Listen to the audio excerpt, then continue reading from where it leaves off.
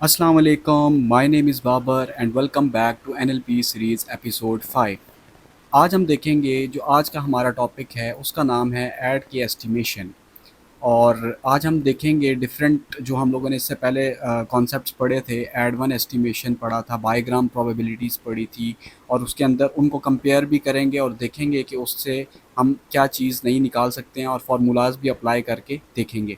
हम एक case study ले लेते हैं। लेट्स सपोज करते हैं कि एक यूज़र हमारे पास आता है, वो अपने सिस्टम में स्टूडेंट लिखता है। स्टूडेंट लिखने के बाद उसके पास जो न्यू वर्ड्स आते हैं पास्ट, फेल्ड और एब्सेंट, तो ये स्टूडेंट लिखने के बाद एआई मॉडल पास्ट प्रिडिक्ट करता है, फेल्ड प्रिडिक्ट करता है या एब्सेंट प्रिडिक्ट करता है। वो कैसे प्रिडिक्ट करता है, सबसे पहले इस कॉन्सेप्ट को समझें। स्टूडेंट लिखने के बाद जो पास्ट प्रिडिक्ट करता है वो हमेशा काम आपका ट्रेनिंग कॉर्पस पे होता है, यानी कि आपके पास जो भी एआई मॉडल होता है वो अपने ट्रेनिंग कॉर्पस को, अपने ट्रेनिंग डाटा को देखता है और उसकी बेसिस के ऊपर हमें नेक्स्ट वर्ड प्रिडिक्ट करके देता है। हमेशा याद रखिएगा कि एआई मॉडल जो है वो अपनी प्रिडिक्शन इसी तरह से करता है, वो अपने ट्रेनिंग डाटा को देखता है और उस ट्रेनिंग डाटा के बेसिस के ऊपर हमें रिज़ल्ट निकाल कर देता है। तो हम देखते हैं, तो हमें पता चलता है कि हमारे ट्रेनिंग डाटा में बाईग्राम काउंट्स कौन से काउंट्स होते हैं? वो काउंट्स जो दो दफ़ा दो वर्ड्स इकट्ठे आ रहे हों। जैसे स्टूडेंट के बाद पास्ट आ रहा है तो ये हमारे पास एक बाईग्राम है। तो स्टूडेंट पास्ट हमारे पास यहाँ पे 1 टाइम आ रहा है, 2 टाइम आ रहा है और 3 टाइम आ रहा है। तो हमारे ट्रेनिंग डाटा में स्टूडेंट के बाद पास्ट जो है वो 3 टाइम्स आ रहा है, और स्टूडेंट के बाद फेल्ड जो है वो 1 टाइम आ रहा है। स्टूडेंट के बाद एब्सेंट हमारे पास हमारे ट्रेनिंग डाटा में मौजूद नहीं है। सो दैट मीन्स कि स्टूडेंट के बाद एब्सेंट के आने की प्रोबेबिलिटी 0% है। सो रियल वर्ल्ड के अंदर ऐसा नहीं हो सकता, क्योंकि रियल वर्ल्ड के अंदर जो है वो कुछ भी पॉसिबिलिटी बन सकती है, कोई भी बाईग्राम काउंट्स जो हैं वो इकट्ठे आ सकते हैं। इसी प्रॉब्लम को कहते हैं ज़ीरो प्रोबेबिलिटी प्रॉब्लम। कि ऐसा हो सकता है कि हमारे ट्रेनिंग डाटा के अंदर ऐसा बाईग्राम का कॉम्बिनेशन प्रेजेंट ही ना हो जो हमारे पास टेस्टिंग में, या कोई बंदा यूज़र जो है वो सर्च कर रहा है तो वो कैसे वो प्रिडिक्ट करके दे सकता है अगर वो उसके अंदर प्रेजेंट ही ना हो। तो आइए अब हम इसी एग्जांपल को समझते हैं फार्मूला अप्लाई करके, और देखते हैं कि हर ऐड वन एस्टिमेशन में और हमारे पास जो उससे पहले बाईग्राम प्रोबेबिलिटीज़ थे उनमें हमारे पास क्या इश्यूज़ थे उनके। फिर उसके बाद जो रिसर्चर्स थे उन्होंने इसको कैसे इम्प्रूव किया और मॉडल्स को वो किस नतीजे पर पहुँचे। तो हम एग्जांपल की तरफ चलते हैं। हमारे पास सबसे पहले एक एग्जांपल है। सपोज़ करते हैं कि हमारे पास एक ट्रेनिंग कॉर्पस है। उस ट्रेनिंग कॉर्पस में हमारे पास 4 सेंटेंसेस हैं। सेंटेंस 1 है स्टूडेंट पार्ट, सेंटेंस 2 है स्टूडेंट पास्ट, सेंटेंस 3 है स्टूडेंट फेल्ड एंड सेंटेंस 4 है स्टूडेंट पास्ट। सो हमारे पास ये 4 सेंटेंसेस हैं एक ट्रेनिंग डाटा के अंदर, और हम इसी की बेसिस के ऊपर हम फार्मूला अप्लाई करते हैं और देखते हैं कि बायोग्राम हमारे पास क्या प्रोबेबिलिटीज़ आती हैं स्टूडेंट। तो सबसे पहले हम देखते हैं कि हमारे पास प्रोबेबिलिटी स्टूडेंट पास्ट की, यानी कि स्टूडेंट के बाद पास्ट हमारे जो है वो आने की क्या प्रोबेबिलिटी है, स्टूडेंट के बाद फेल्ड आने की क्या प्रोबेबिलिटी है, और इसी तरीके से स्टूडेंट के बाद एब्सेंट आने की क्या प्रोबेबिलिटी है। आपने एक चीज़ हमेशा याद रखनी है कि जब भी हम कभी बाईग्राम काउंट्स बनाएंगे या हमारी जो वोकेबलरी होगी वो सब काम हमारे ट्रेनिंग डाटा की बेसिस के ऊपर होगा। सबसे पहले हम देखते हैं काउंट ऑफ स्टूडेंट पास्ट। ये जो काउंट ऑफ स्टूडेंट पास्ट है इसका क्या मतलब है कि हमारे ट्रेनिंग डाटा के अंदर स्टूडेंट के बाद पास्ट कितनी टाइम्स आया है। तो हम देखते हैं 1 टाइम, 2 टाइम एंड 3 टाइम। सो हमारे पास 3 टाइम्स जो है स्टूडेंट के बाद पास्ट आया है। सेम इसी तरीके से हम देखते हैं स्टूडेंट के बाद फेल्ड जो है वो 1 टाइम आया है तो 1 आ गया। स्टूडेंट के बाद एब्सेंट हमारे पास इस ट्रेनिंग डाटा में मौजूद नहीं है, सो यहाँ पे हमारे पास 0 आ गया। अब इसी तरीके से हम अपनी वोकेबलरी बनाते हैं। वोकेबलरी आपको याद होगा, वोकेबलरी क्या चीज़ होती है? यूनिक वर्ड्स को कहते हैं, जो हमारे ट्रेनिंग डाटा के अंदर यूनिक वर्ड्स आ रहे हों। सो हमारे पास स्टूडेंट सबसे पहले आ रहा था तो हम लोगों ने स्टूडेंट लिख दिया। सेकंड हमारे पास पास्ट आ रहा है तो हम लोगों ने पास्ट भी लिख दिया। स्टूडेंट चूँकि हम लोग पहले लिख चुके हैं तो हम इसको दोबारा नहीं लिखेंगे। पास्ट हम लोग लिख चुके हैं तो इसको भी हम दोबारा नहीं लिखेंगे अपनी वोकेबलरी में। सेम इसी तरीके से स्टूडेंट हमारे पास यहाँ पे भी प्रेजेंट है, फेल्ड हमारे पास प्रेजेंट नहीं है तो फेल्ड हमारे पास यहाँ पे आ गया। तो हमारी ये एक वोकेबलरी बन गई जिसको हम काउंट करें तो 1 2 3 यूनिक वर्ड्स जो हमारे ट्रेनिंग डाटा के अंदर थे वो 3 थे। सो ये हमारी वोकेबलरी होगी, ये हमारे बाईग्राम काउंट्स हो गए।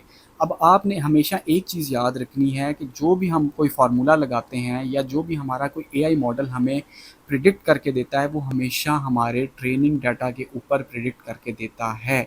सो वोकेबलरी भी ट्रेनिंग डाटा से बनेगी, बायग्राम काउंट्स भी आपके ट्रेनिंग डाटा से बनेंगे, और ये प्रिडिक्ट किस पे करेगा, अनसीन डाटा के ऊपर।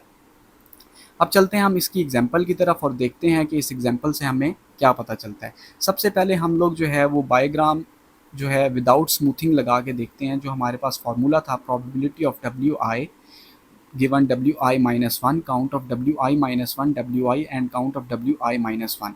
सो हमारे पास सबसे पहले हम प्रोबेबिलिटी फाइंड करते हैं स्टूडेंट पास्ट की। तो हम इसको लिखते किस तरीके से हैं, प्रोबेबिलिटी पास्ट पहले आ जाएगा गिवन स्टूडेंट, ठीक है, पास्ट फॉलोड बाय स्टूडेंट।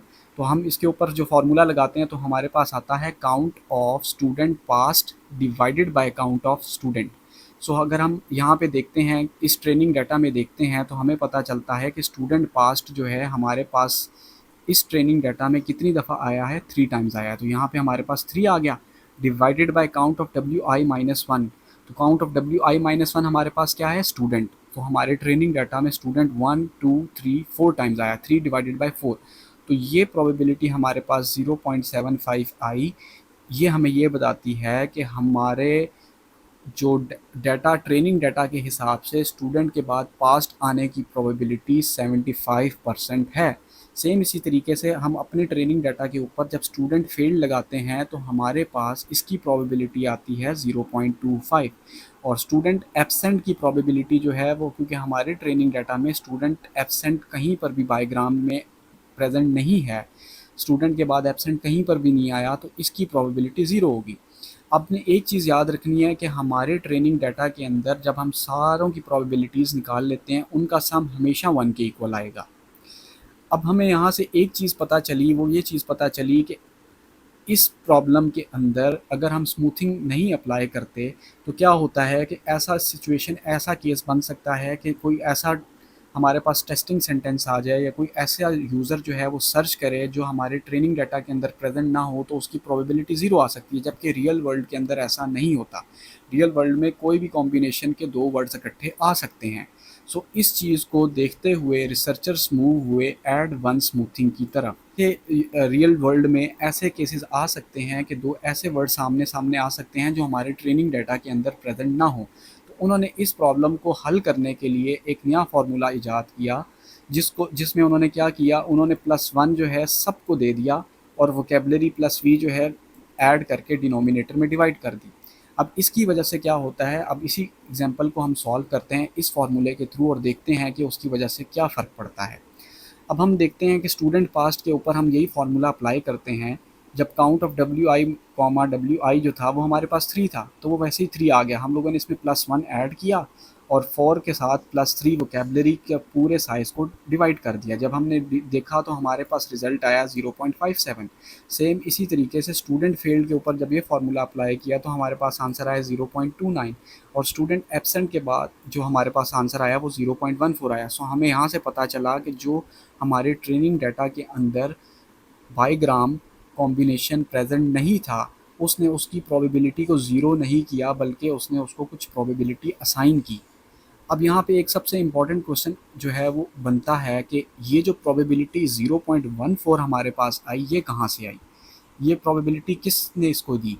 तो आप यहाँ पे एक सबसे पहले एक चीज़ देखें और नोटिस करें, क्या आपको ये चीज़ नज़र आ रही है कि हमारे पास जो स्टूडेंट पास्ट जो था ये सबसे ज़्यादा हमारे मोस्ट फ्रीक्वेंट बायोग्राम था। इसकी प्रोबेबिलिटी 0.75 से कम होकर 0.57 होगी इस फार्मूले की वजह से। 0.25 इसकी प्रोबेबिलिटी थी तो इसकी प्रोबेबिलिटी 0.29 होगी, इसकी प्रोबेबिलिटी इंक्रीज़ होगी, इसकी डिक्रीज़ होगी। और 0 डिवाइडेड बाय 4 जब 0 किया तो इसकी प्रोबेबिलिटी 0.14 होगी।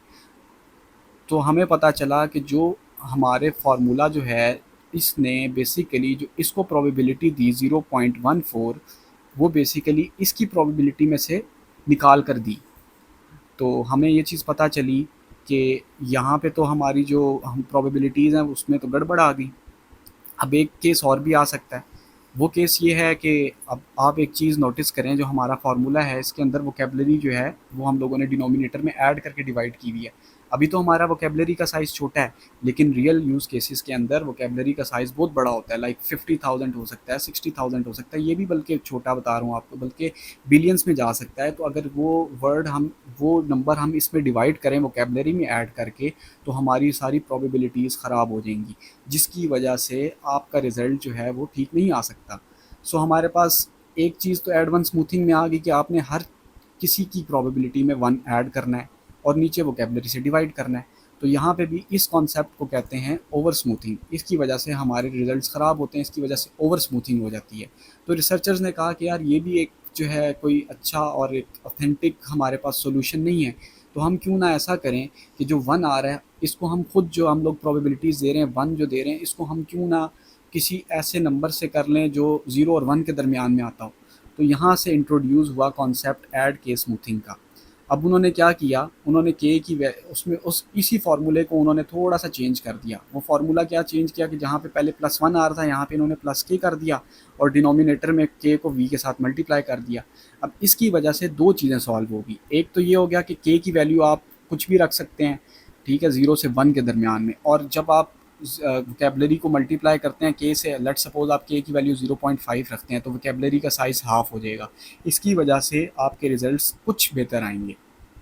तो अब हम इसी चीज़ को, इसी एग्जांपल को हम करते हैं, इसी तरीके से सॉल्व करते हैं। सेम इसी एग्जांपल के ऊपर जब ये फार्मूले लगाते हैं तो हमें पता चलता है कि जब हम स्टूडेंट पास्ट के ऊपर ये फार्मूला लगाते हैं, आपको पता है के की वैल्यू हमने 0.5 रख ली, और जो हमारे पास वोकेबलरी था आपको याद होगा 3 था, और के की वैल्यू 0.5 है। तो इसकी वजह से आपके पास जो स्टूडेंट पास्ट है इसकी प्रोबेबिलिटी 0.64 आई।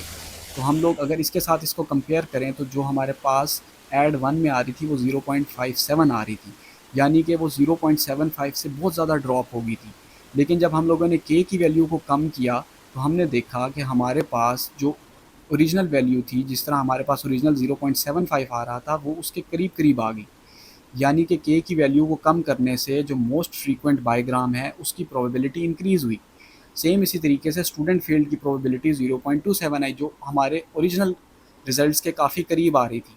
और इसी तरीके से जो स्टूडेंट एब्सेंट था उसकी प्रोबेबिलिटी भी हमारे पास 0.09 हुई। यानी कि हम लोगों ने जो पहले प्रोबेबिलिटीज़ हम ऐड वन में दे रहे थे, इससे लेकर स्टूडेंट पास से लेकर, अब क्या हुआ, ऐड के को जब हम लोगों ने के की वैल्यू को कम किया तो उसकी वजह से इसके पार्ट से जो इसको प्रोबेबिलिटी असाइन हुई वो थोड़ी कम हुई। तो इसकी वजह से हमारे रिजल्ट्स कुछ बेहतर आए।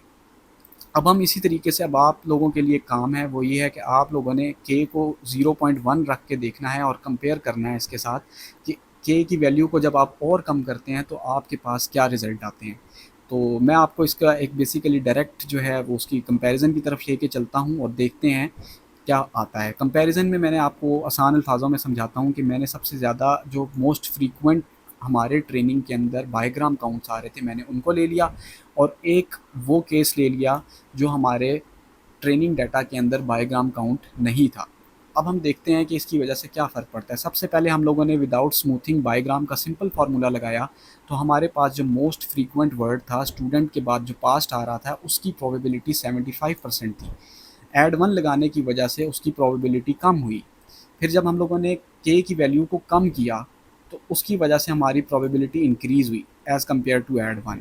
और फिर जब हम लोगों ने के की वैल्यू को और कम किया तो मोस्ट फ्रीक्वेंट बायोग्राम की प्रोबेबिलिटी और ज़्यादा इंक्रीज़ हुई। तो हम लोगों को एक चीज़ पता चली कि हम जब भी के की वैल्यू को इंक्रीज़ करते हैं, के की वैल्यू को हम डिक्रीज़ करते हैं, तो डिक्रीज़ करने की वजह से जो मोस्ट फ्रीक्वेंट बायोग्राम्स होते हैं उनकी प्रोबेबिलिटी इंक्रीज़ होती है। यानी कि वो इंक्रीज़ होने का मतलब ये है कि वो रियल के करीब करीब आती है, यानी कि एक्यूरेसी हमारे मॉडल की इम्प्रूव होती है। अब दूसरी कंडीशन में अगर हम देखते हैं, जो स्टूडेंट एब्सेंट था उसकी प्रोबेबिलिटी स्मूथिंग के बगैर 0 थी, ये एक हमारे पास रियल प्रॉब्लम थी। लेकिन ऐड वन लगाने की वजह से उसको बहुत ज़्यादा प्रोबेबिलिटी मिल गई। फिर ऐड जैसे जैसे हम के की वैल्यू को कम करते गए तो हमारे पास इसकी वैल्यू भी कम होती गई। तो हम लोगों को एक चीज़ पता चली कि हम जब भी के को इंक्रीज़ करते हैं तो उसको इंक्रीज़ करने की वजह से जो मोस्ट फ्रीक्वेंट बायोग्राम होते हैं उनकी प्रोबेबिलिटी कम होती है, ठीक है। और के को डिक्रीज़ करने से मोस्ट फ्रीक्वेंट बायोग्राम की प्रोबेबिलिटी इंक्रीज़ होती है। सेम इसी तरीके से अनसीन के ऊपर क्या इफ़ेक्ट पड़ता है, अनसीन के ऊपर ये होता है कि के को जैसे जैसे आप इंक्रीज़ करेंगे, ठीक है, जैसे आप यहाँ पे के को इंक्रीज़ कर रहे हैं तो आपकी प्रोबेबिलिटी भी इंक्रीज़ होती जा रही है, यानी कि के की वैल्यू को इंक्रीज़ करने से अनसीन बाईग्राम की प्रोबेबिलिटीज़ इंक्रीज़ होती जाती हैं, ठीक है। और अनसीन बाईग्राम को जो अगर हम देखते हैं कि ये की वैल्यू को डिक्रीज़ करते हैं तो उसकी वजह से प्रोबेबिलिटी डिक्रीज़ होती है। सो आई होप कि आप लोगों को ये कॉन्सेप्ट समझ आ गया होगा, और अगर आपको ये अच्छा लगे तो अपने दोस्तों के साथ शेयर करें और अपनी फ़ीडबैक कमेंट्स में लाज़मी दें।